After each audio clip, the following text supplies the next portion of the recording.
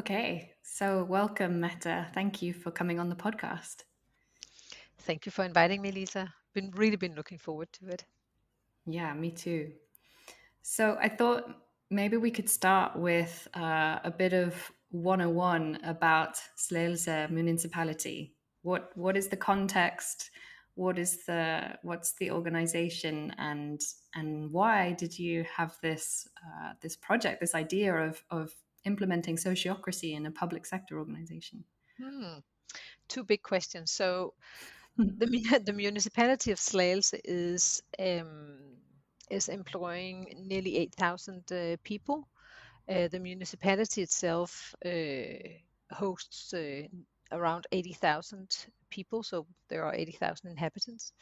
And for those who do not know how the Danish public sector is organized, the municipality is like you can say, is like the smallest entity that takes care of basically everything related to your public life or your life. So it's everything from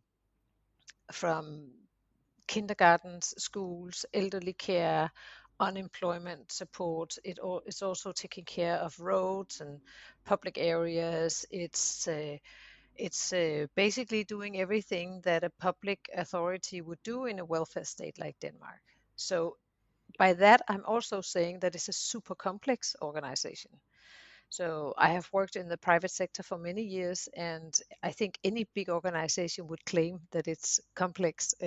But here we're talking about people. Some people are working 24/7 in shifts. Some people have like a PhD in what they do. Other people have a lot of practical training. We have, I mean, it's just such a diverse organization. And the reason why I'm uh, paying attention to this is that it's just like that's the basis on which we have to work with these new organizational principles, and it calls for us to be very careful in not becoming too dogmatic and to basically have the flexibility and the listening skills to try to figure out how does a co-leadership model, as we call it, how does that apply best to the specific context. So it is a very diverse, very complex organization in which we are embarking on this. So that was like Yeah, to the context. yeah. And from that, if you also add on, a legacy of hierarchy and bureaucracy, I'm imagining it's already, a tricky environment in which to say, hey, let's start experimenting with sociocratic principles and, self-managed teams. You're absolutely right, because what I forgot to say is that I mean, which is like I guess, implicit, but it's a politically driven organization as well. And in Denmark, there's elections to the city councils every 4 years, and there's been I wouldn't call it a tradition, but for the past many years, there's been a shift in political direction every 4 years, and of course that impacts the organization. Uh, some more directly than others, but it is a politically driven organization. And finally, there's a ton of legislation and regulation pertaining to what we do. So we can't just decide to do whatever we want. There's a lot of demands and requirements in terms of service levels, tasks. We have to do lots and lots and lots of reporting. So some would say a ton of bureaucracy, and maybe more than we need. So I'm curious to know, because you joined in 2020, right? Right, late 2020.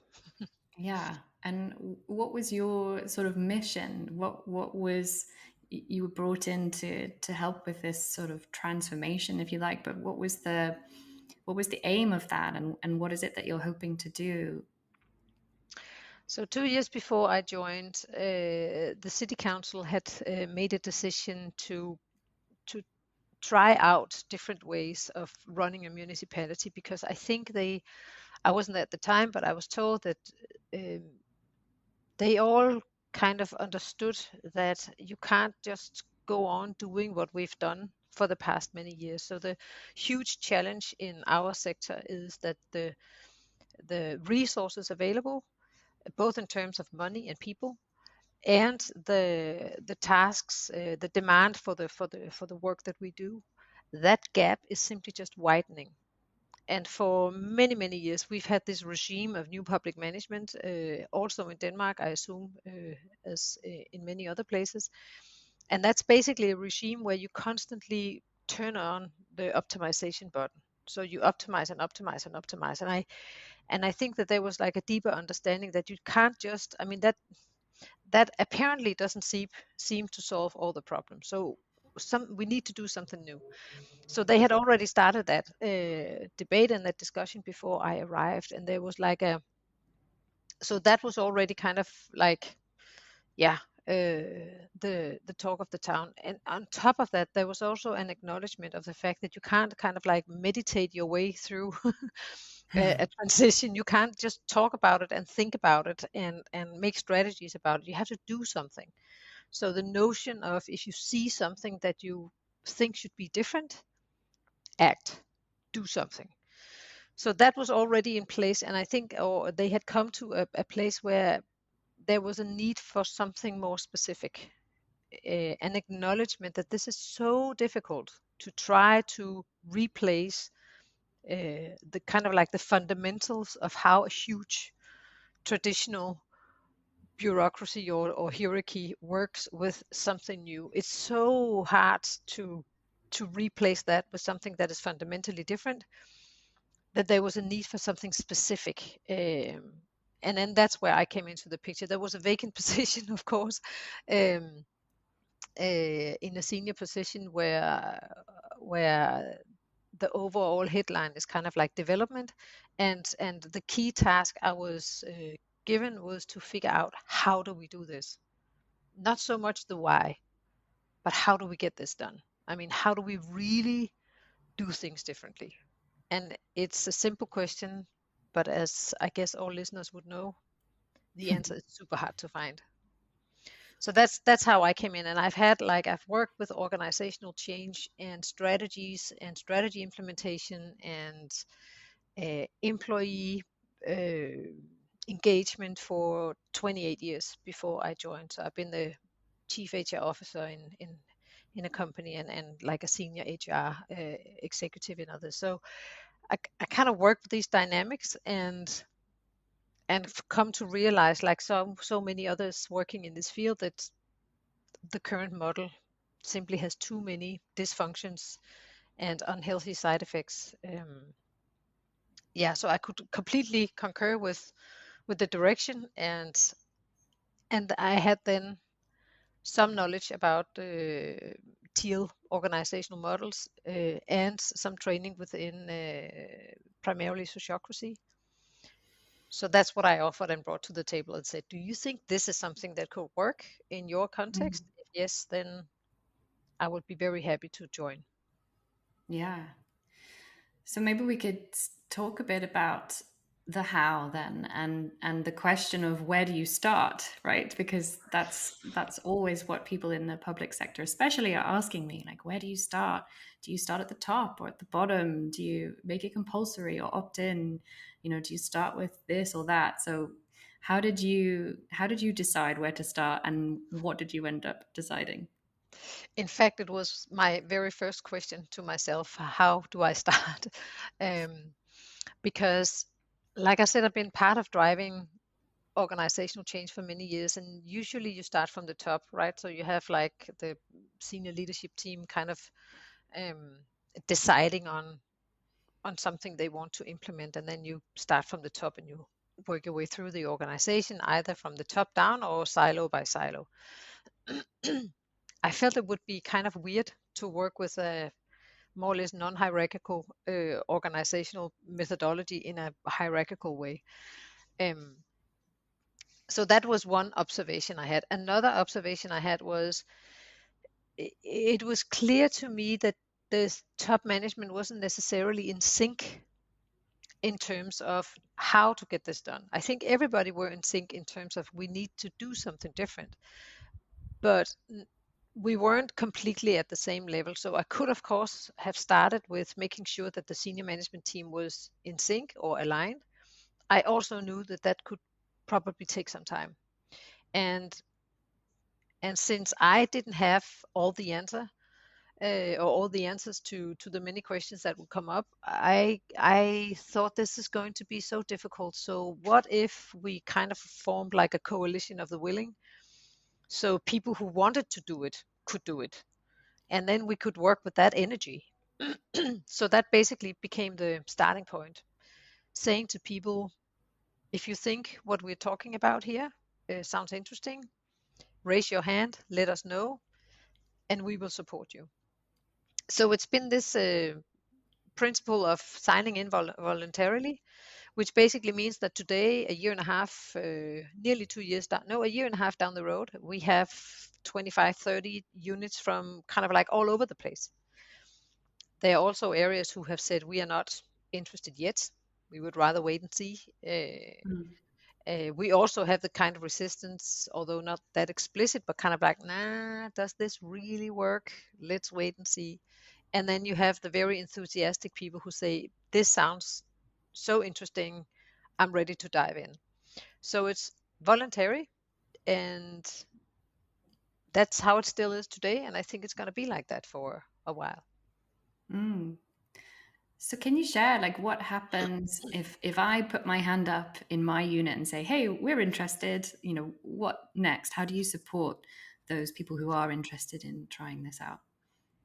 Yeah, so thank God we have learned stuff as well. So we now actually do have a setup.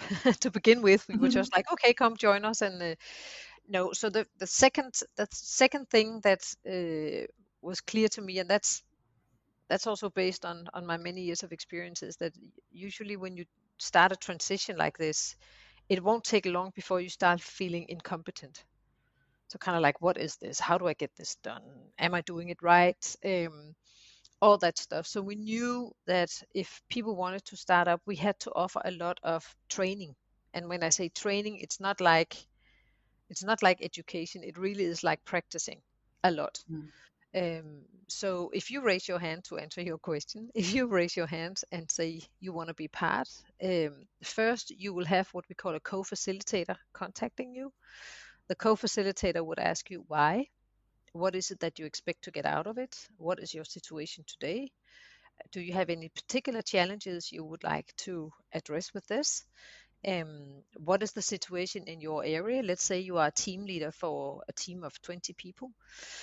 Has there been a high turnover? How is the working environment? What are your services, your tasks, and so forth, to get an understanding of your context. Then we would advise you to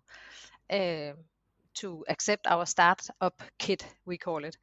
So that would mean that you and you would have to select one, maybe two, from your team to go with you on a first an online training where we'd introduce you to the methodology, then a 4-day offline training where we would basically simulate that you're working in a sociocratic organization. And then we would take you through all the typical dilemmas and challenges of working with these co-leadership methodologies. So that would mean 4 days of training plus the online training. And then when you get back home, the co-facilitator would be kind of like your go-to person if you have questions. And what we have done typically is that, depending on your situation, we would then maybe tailor make some workshops with you and your employees. Or if you feel completely confident that you can start working with it, baby steps, then you would just start. And then you could call upon your co-facilitator when you want to. In addition to that, we will offer you what we call kind of learning cafes every month. So all the people working with this, practicing it and testing it out, will meet to get to supervise each other. So that would be the starting point, basically. Right. And you, as I understand it, you've sort of distilled some key principles from sociocracy. So it's not like you've installed the whole of sociocracy can you say something about which pieces or which principles you felt were most crucial? Absolutely. And I think what will be the underlying message from me throughout this conversation is that we're having a super pragmatic approach to this. So we can't, I'm not even sure we're going to be 100% sociocratic in the end, but we will definitely build on those principles. So I think, I mean, one key learning for me already is that if you want to really make this huge change, you have to have a framework to start with. And we chose Sociocracy because it seems to work very well in the Danish context as well. So we have said to people, it's absolutely fine if you don't stick 100% to the manual, but there are 3 principles that you have to adhere to, because otherwise the autopilot is just going to flip you right back into habitual thinking and old habits that belong in the old organization and not in the new one. So the first principle is the job first. Always the job first. So what is the job that needs to get done? I mean, does a team really know what is their common task? Is the purpose of their existence clear? Do they know exactly what it is they have to do? And it sounds so banal. And when I heard about it the first time, this, everything begins with the task and the purpose. I was like, yeah, but of course, that's what we always do when you go on these mission, vision, values kind of strategy workshops. You always do that. And I just came to realize, in reality, you don't. You assume that people know what it is they have to do. But I guess that people could agree with me that a lot of the conflicts that occur in a team is because there are diverse understandings of what is exactly the task. With that principle also comes that's the design principle number 1. So if we're going to design a team structure, it's the task that is the design principle number 1, not who you like to be in a team with, not whether you are happy or not, not whether the people in your team have the same professional background as you have. And so there is a consequence to deciding on that design principle. So that's the first. People actually find it the boring part, but it's so important that we all agree on what is the task that we need to get done. So we have made a specific format in which you have to write it down, and everybody in the circle, as we call it, as well as the I guess the English word is mother circle. I'm just not so keen on these parental words in organizations, because who wants to be the kid? But anyway, so everybody has to agree upon that, and it has to be reviewed. So that's principle number 1, the job first, always. Then the second principle is the circle is the boss. And that means that once that task is super clear, and it has to be so clear that everybody around the circle is comfortable with then giving full authority to that team called the circle. It also means that, and those who know Sociocracy knows all of this already, but there are certain roles within a circle. But if it's a shared responsibility, it is the circle that takes the decisions.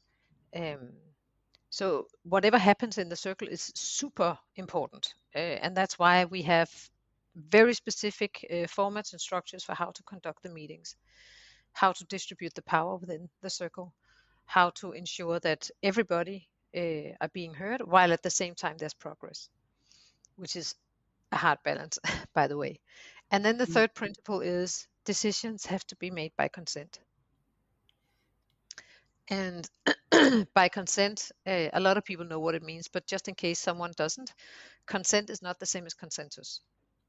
So consent is working with your zone of tolerance rather than your preference. And that, I think, is one of the at an individual and interpersonal at a team level, probably one of the biggest changes from the traditional organization. So those are the three principles: job first, always, circle is the boss, and decision by consent. Yeah, that's really clarifying. And I think principles are a really powerful way of designing, having some constraints, but nothing too prescriptive, but giving you your kind of compass. Mm.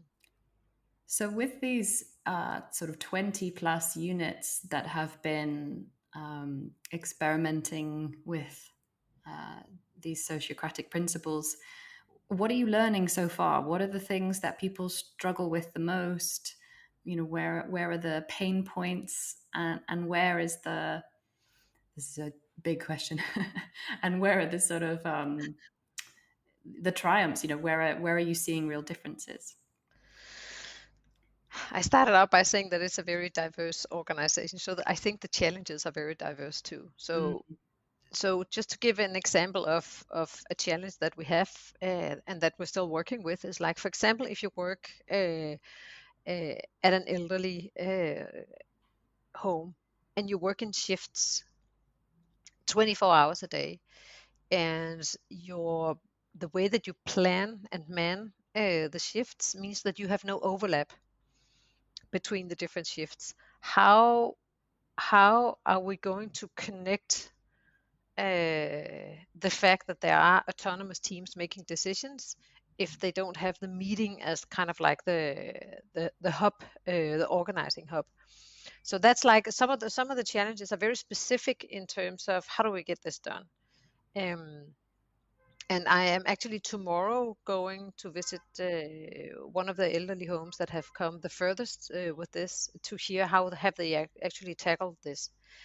Another challenge could be, so like, for example, if you are a home nurse and you basically spend most of the time in your car or on your bicycle going from home to home, and you only meet your colleagues maybe once every 2 weeks, how does that how do you apply this co-leadership and sociocracy in a setting like that?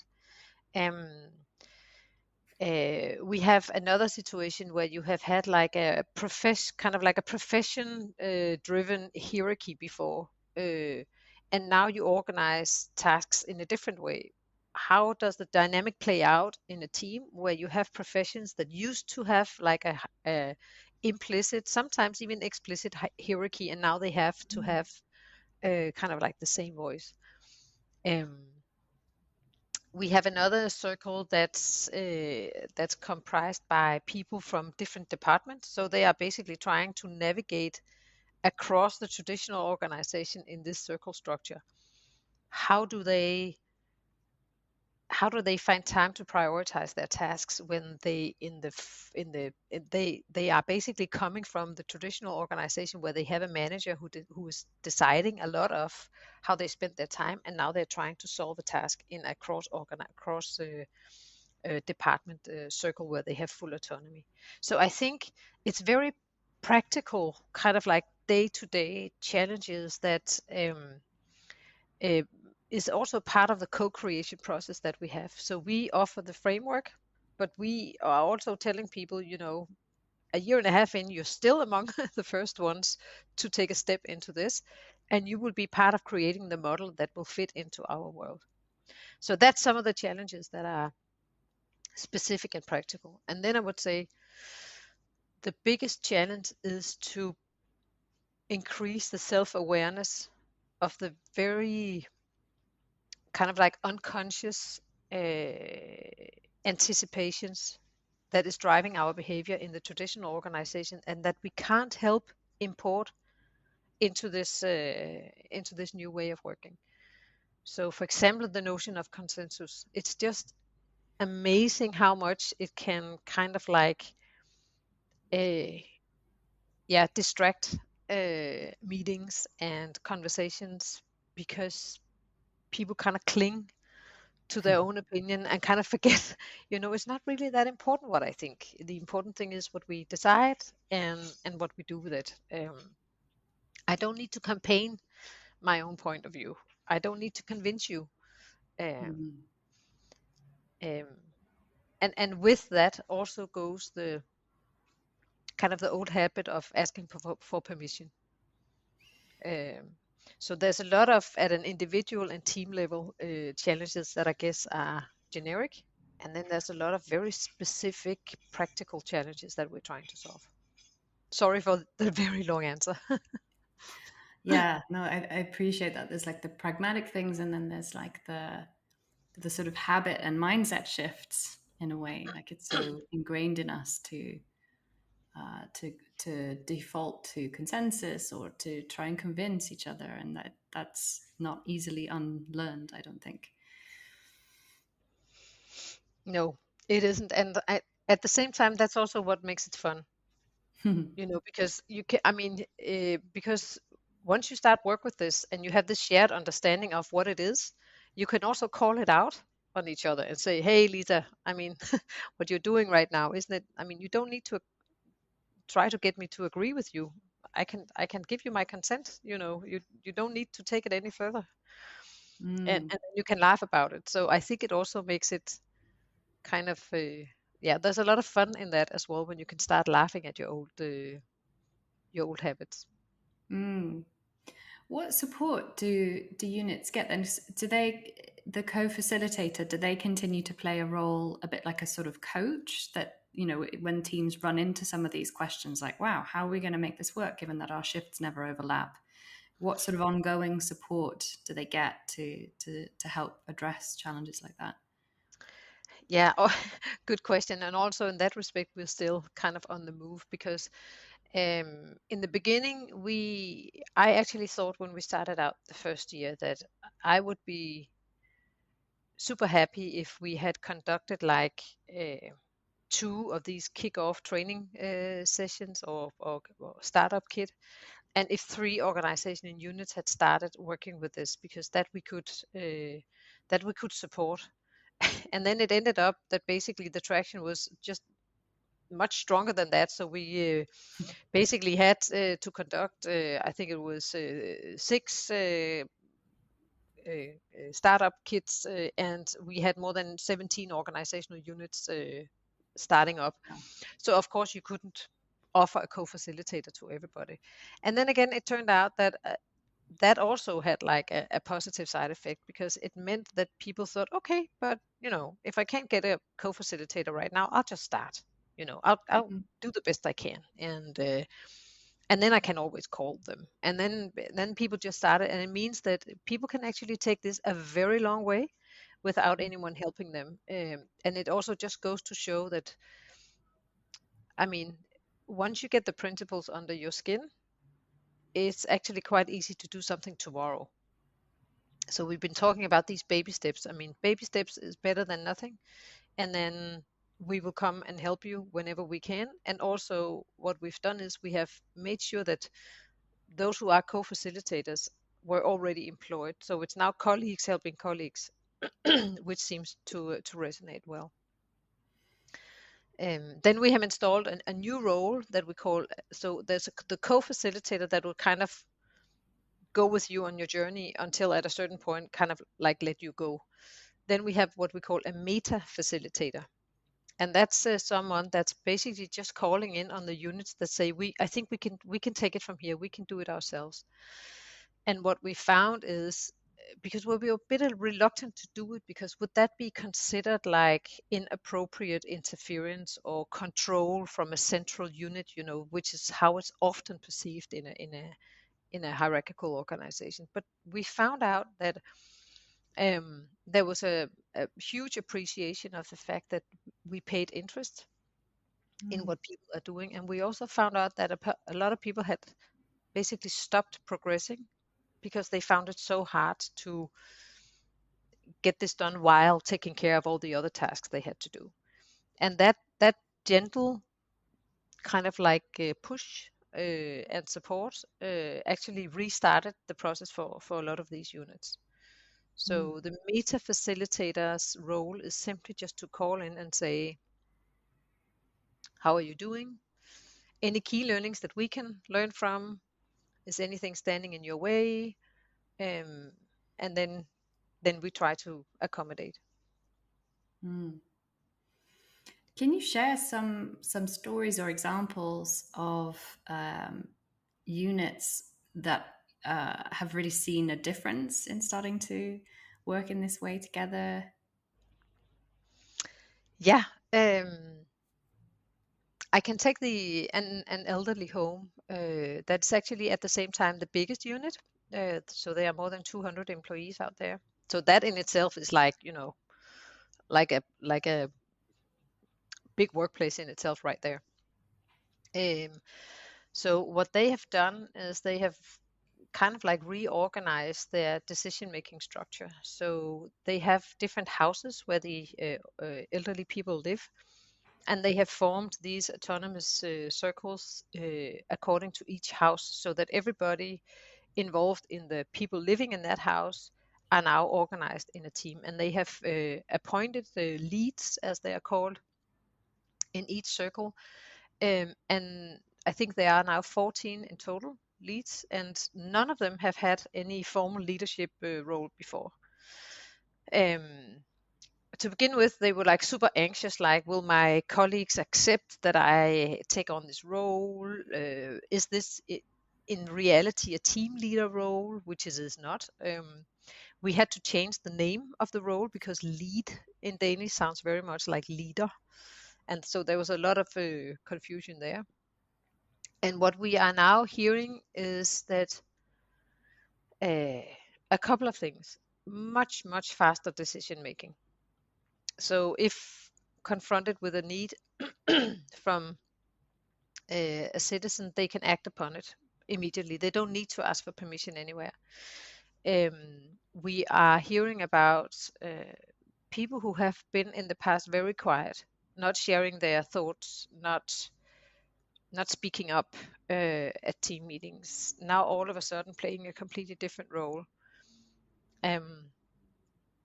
There was a huge article in one of the Danish magazines not so long ago that portrayed a woman working there. She's 59, and she said that she had never ever before taken part in any debate in her workplace about how to get this done. And now she was given this autonomy to make decisions in terms of the food that the elderly people are having. And she's now moved from not saying anything, not taking part, to actually teaching her colleagues, which is like a humongous change. So I also heard from the leader out there that their latest workplace assessment was the best in years. So we are beginning to see these small effects emerging. We have another unit that also reports about much faster decision making. The fact that you don't need you don't need to ask for permission, and the fact that you have people organized around the task that are exactly the people who needs to be there, means that you can actually make the day-to-day decisions much faster. There is a challenge in that when you work in the public sector. The challenge is that, at least that goes for Denmark, that we have installed this concept that a guarantee when you interfere, or when you work with or are related with someone in the public sector, is that you have a guarantee of the same service level. So if I am a person living in a home and I need a home nurse, I am guaranteed a certain amount of minutes and a certain amount of services. If I have an autonomous team listening to your needs and another autonomous team listening to somebody else's needs, you're not necessarily going to get the same service. So if we want to install a larger amount of autonomy and a larger amount of responsiveness towards the individual citizen's needs, eventually we're going to have to accept that you can't give everybody the same service. So that's going to be, I know we're going to run into that discussion at some point.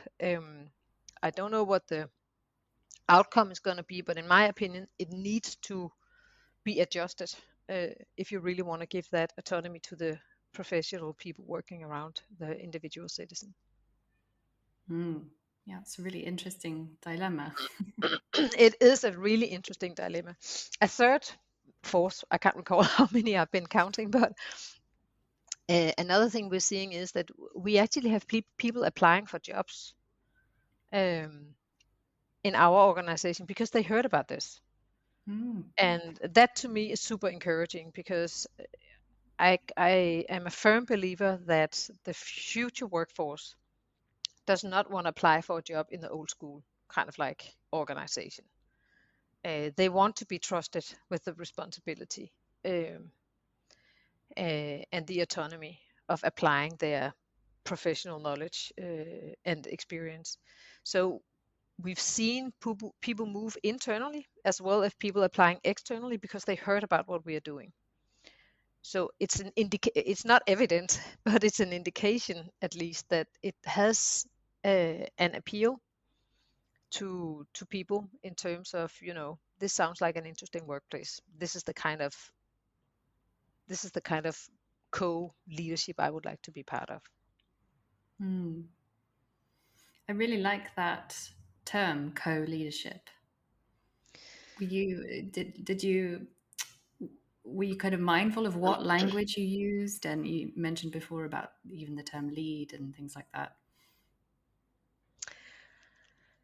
Yeah, we are super mindful of the words we need, because the connotations of every word in any organization or culture is just like, you can get unknowingly, you can just run into severe headwind if you're not very cautious about the words that you use. And in the early 90s, we had the introduction in Denmark of what's called self-management. And I worked at a huge facility and service company, like a huge global player, and it didn't work. I mean, people were stressed, the anxiety levels increased, people felt left alone. It was like, the law of the jungle. And so there's a lot of people who had that experience. We don't want to get their anxiety level up too high by using the same word. And in addition to that, to me, self-management has this implication of a highly individualized way of working. And that is not what we're aiming for. We are aiming for teamwork that works, groups of people that come together to solve a task, collaboration, psychological safety, having good colleagues that together have high ambition levels in terms of what they do. So there's a lot of like togetherness in using another term than self-management. We don't want to individualize the challenge of getting a municipality to work. We know from surveys internally that, for example, those that work a lot one-on-one with citizens that have severe problems, they feel the burden of having the entire responsibility for that person's life. And that is what sometimes wears out people in that profession. So we want to strengthen the togetherness. We want to strengthen the sense of belonging. We want to strengthen the collaboration and the sharing of the dilemmas and challenges that you have at the workplace. We don't want people to feel completely alone. So we actually don't like the word self-management. We're trying to avoid it. And I don't even know if co-leadership is the right way of translating it, but I didn't want to call it co-management because I think it is more like co-leadership, because it is about taking responsibility. And actually taking responsibility for the right decisions, but also for the wrong decisions, right? And that's like the hard part. So that's why we are much more keen on using the word co-leadership. Listening to you now, it's sort of bringing up memories of conversations I've had with people in public sector organizations in particular, where there's a lot of anxiety and fear, I think, about some of these new ways of working, and I think a history of mistrust and people worrying that with new responsibility comes, a threat or consequences. How have you found that as well, and how have you sort of supported people? And I found that a lot, actually, to a much higher extent that I found it in other organizations. I mean, nobody wants to make mistakes, and nobody wants to make the wrong decisions. Nobody likes to look weak or incompetent or irrelevant and all that stuff. So it's I mean, regardless of where you work, that's a super uncomfortable place to be. Having said that, we are all there. Maybe not on a daily basis, but often. And what I found here, and I don't think it's specific to this municipality or this organization, because I've worked with other public organizations before, is that the anxiety level in terms of being called out as the one responsible for a mistake is very high. You can be called out by politicians who want to find a scapegoat or someone who's guilty of having made a wrong decision. You can be called out by local media who make a living out of portraying scandals. You can be called out by colleagues or maybe someone else in the so-called value chain that is trying to not have the arrow pointing at them. So you can be called out by many people as the one responsible for a flaw or a mistake. And that is like poison for a process like this, because yeah, obviously it makes people reluctant in terms of trying something new if they are not if they don't have like a very, very strong safety net underneath, and we can't really offer a safety net completely. So what we do is we say take it slow. I mean, don't take small steps. We have this saying that a lot of people that work with Sociocracy know, namely, now, is it good enough for now? Is it safe enough to try? And can you change it if it doesn't work? So take small steps and have patience with each other. So I mean, it's like a condition that we can't change all of a sudden. Obviously, I would love to see that change for the sake of the people working there, also for the sake of the people we're working for. So I can definitely recognize that. And actually, it's also one of the reasons why we have decided to start with the teams. So making an organizational paradigm shift is much more about how the team works. But we've come to realize that we have to start closest to home. So we're starting out by getting these circles to work, getting the decision by consent to work. That's why we have identified the 3 principles. Start with what's in the proximity of yourself, basically, because you could do that tomorrow. And you don't need to ask for permission. I mean, yes, it is a politically driven organization and they are setting the direction, but how I organize my work together with you, I do have some space there that I can navigate in. So yeah, and I also have to say that fear comes from something. There is evidence. There are examples of people being thrown under the bus or called out in local media or on Facebook or wherever it's happening right now, and it's awful. So we're trying to protect people by paying so much attention to the team and the co-leadership again. So share the responsibility and have patience with people who are reluctant to step into that place. I think it's the best we can offer. And I just want fortunately, so far, I mean, our experience is like with the woman I talked about before, that there are a lot of people that are very reluctant to step in, to speak up. But we allow them not to do so to begin with. And then what we've seen is that they gradually feel comfortable and that they do speak up. And that's what I'm being told. And I'm looking so much forward to visiting them tomorrow, that there's a lot more people who are feeling confident in taking part.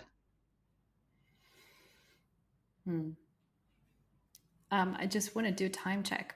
Are you okay to go for another like 10 minutes or so? Is that all right? Absolutely, absolutely. Good.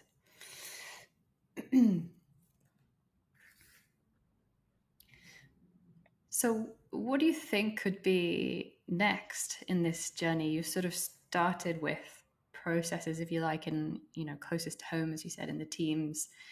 What is starting to emerge as like possible next steps or phases? That's a super good question because there are so many next steps. So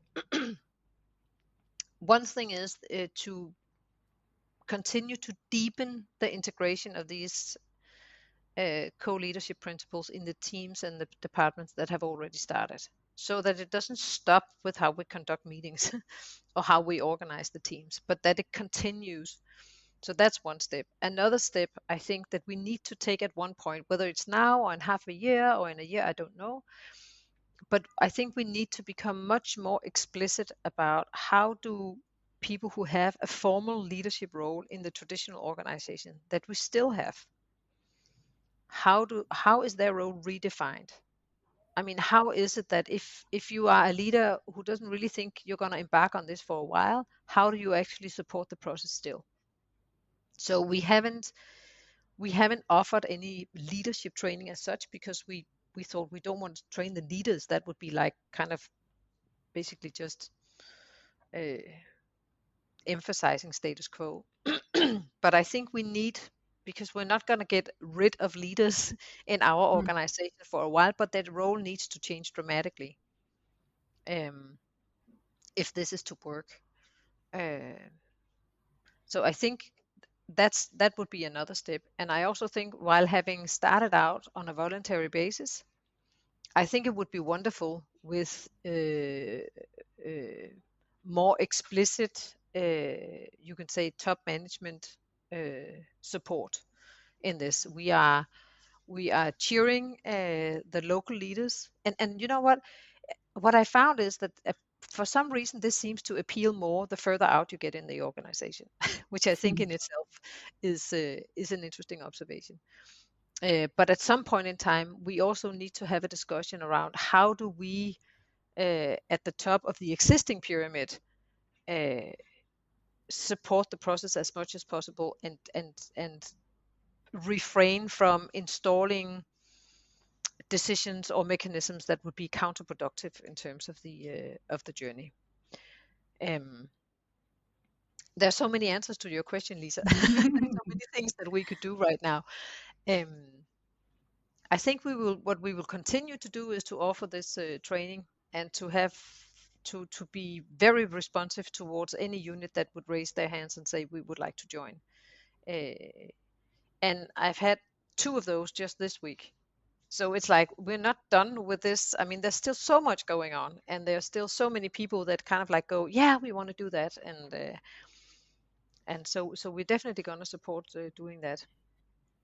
Another thing that we haven't done well enough so far is to figure out how do we document, like going back to your question on Mm. does it work, what do people think, do the citizens feel any change and so forth. We haven't really found a way of figuring out how to document this, because we don't want to install KPIs, key performance indicators. At the same time, we do want to have something that we can measure. So we haven't really figured that out, and we need to figure that out, because we will get the questions. Does it work? Mm. Does it pay out? Mm. So I think that what fuels me in this process is the enthusiasm and the engagement, and the way that this has been received in the organization. It's like as if there was and I sense it in other organizations as well. It's if there is this hunger for Mm.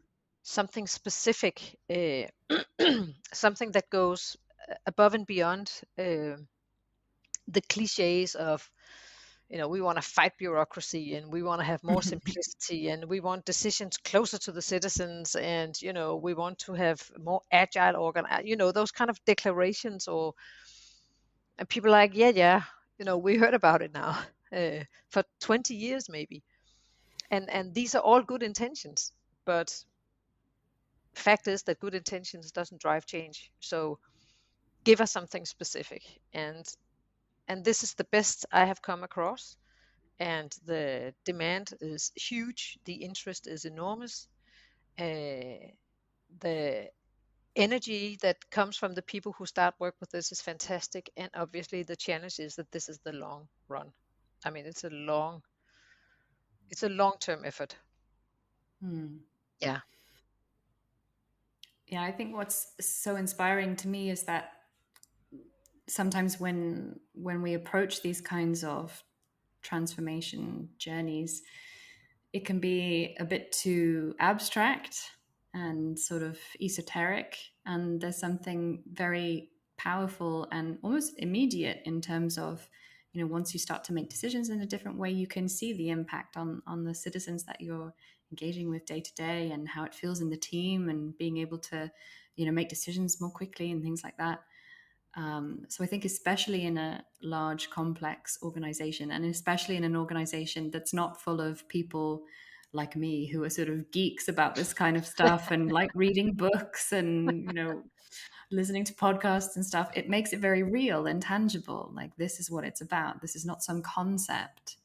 So I can really see how that's helped people, kind of the enthusiasm grow and spread in the organization. Yeah.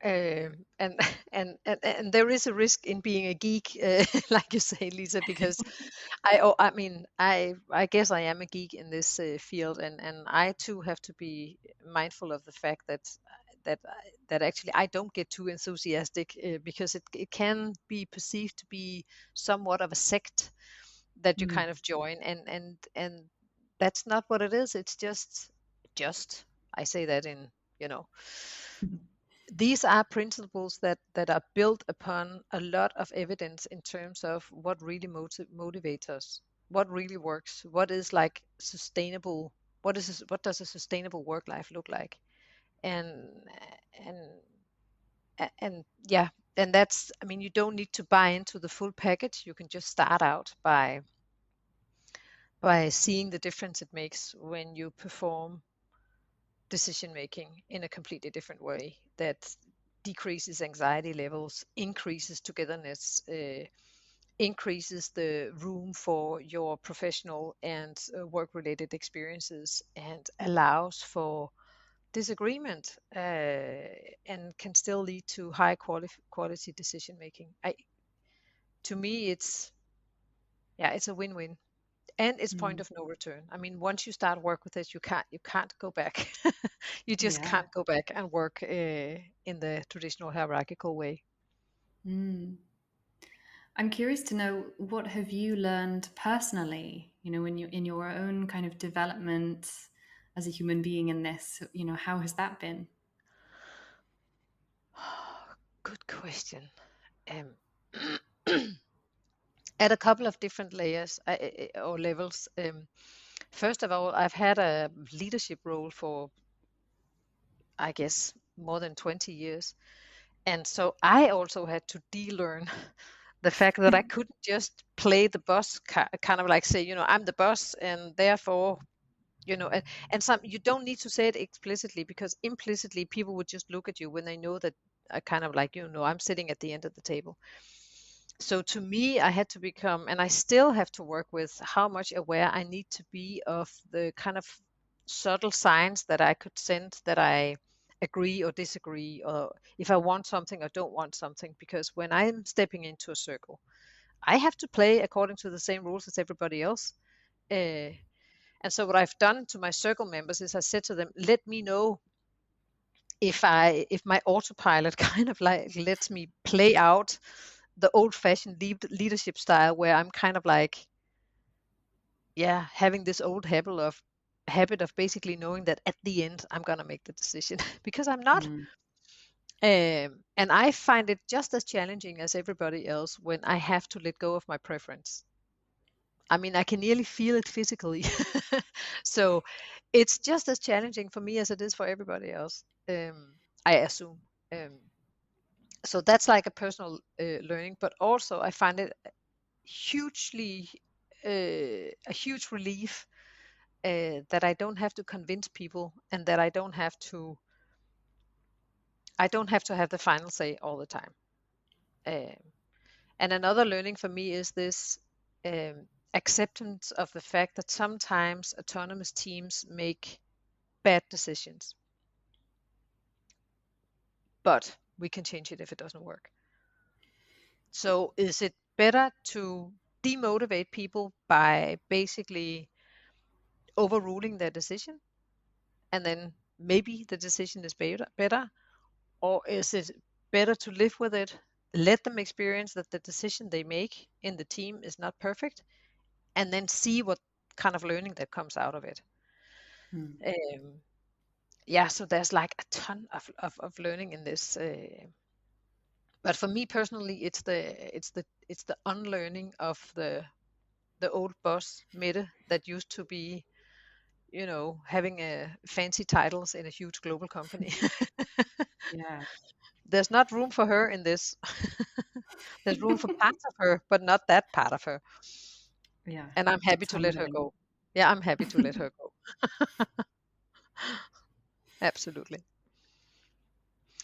I've and talking about that, I've seen a couple of places where other organizations, also in our own, where a manager at some level decides that he or she would like to start out with this, and then it becomes this kind of mix between co-leadership or distributed leadership and hierarchy, where that person still is in a leadership role and then has delegated decision power to a lot of teams uh, beneath him or her. That's not what it is all about. It could probably work, but you still haven't given full autonomy to these teams. And I think it requires courage, because people kind of assume that when I'm in a leadership role, I need to be in control of everything. So also there we take baby steps, take it easy. I don't know if I'm answering your question, but Yeah. there are No, still, it's yeah. like, and that's what I find, there's learnings at an individual level, there's learning at a team level, and there's learning at an organizational level. And they kind of like develop simultaneously or in parallel. And that's why, you know, when I started this journey, I found that there's learning all three levels, and I'm promising people that when they embark on this journey, there's an opportunity for learning at all three levels. And you could maybe add the fourth level at a leadership level as well. And at the end of the day, this is about, it is about designing workplaces that are fit for humans. It's also about designing workplaces that are effective in terms of the task they have to undertake. And we have a huge challenge, that we simply do not have the resources we need to take care of elderly people, to make sure that our kids go to kindergartens where they can, be safe and seen, that we have room in public schools for children who aren't average and maybe have different ways of being in a classroom. We have a huge problem with young people who doesn't know how to find their place in this world or in the labor market and stuff. And we have a huge responsibility as a public sector to figure out, how do we support a society that's fit for humans. And I believe that we do that by developing workplaces that are fit for humans. So it's not just about the structure in a team.